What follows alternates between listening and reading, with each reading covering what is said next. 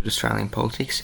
I'm Nick, and today I'm going to be doing a very brief analysis or predictions or whatever you want to call it, but I'm going to be having a brief look at just some of the circumstances around the soon upcoming Hinchinbrook By-Election in Queensland, and just seeing basically what's going on and maybe making a prediction depending on what we find.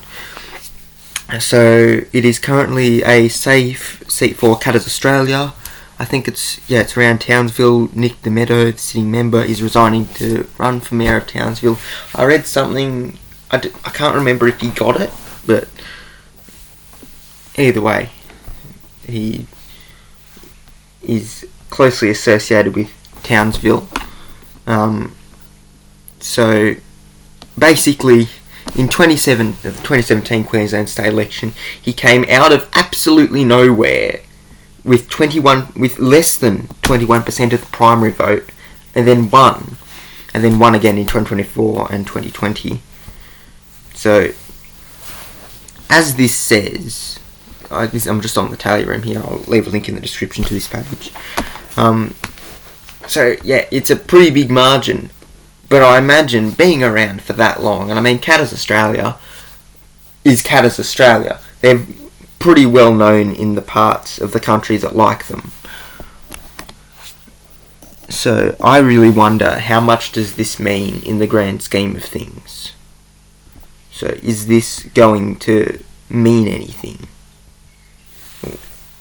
And like, how much of that margin is to Nick DeMeadow, I think his name was, or how much is just for the parties in general. So this by-election is going to be really interesting. Now, I think if we look at some of the polling in Queensland, I think it's leaning Liberal slightly. I think people generally somewhat approve of Chris Foley and the job that he's been doing as Premier.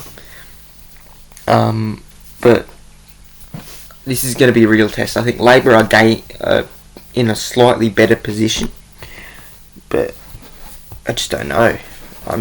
I'm not from Queensland. I've never been to Queensland, so yeah. So on a margin of 13.2, I like to think that while yes, not insubstantial percentage of that is personal vote, I don't think that would be all. I think, you can like someone, but I don't know what I'm trying to say here, but I think you can approve of a member, but that doesn't mean you're always going to be locked in to that sort of party. I mean, I know that myself. Or I know the opposite of that. In my own division of Bean, I think a lot of people criticised David Smith, our local member, to the point where I've seen people say I would vote Labor but him. And we saw that in Indi in 2013. So the reverse of that happens, and I'm sure this result, well, what I'm talking about here and what could happen here, I'm sure that also happens. So this is really just down to how much of that is a personal vote.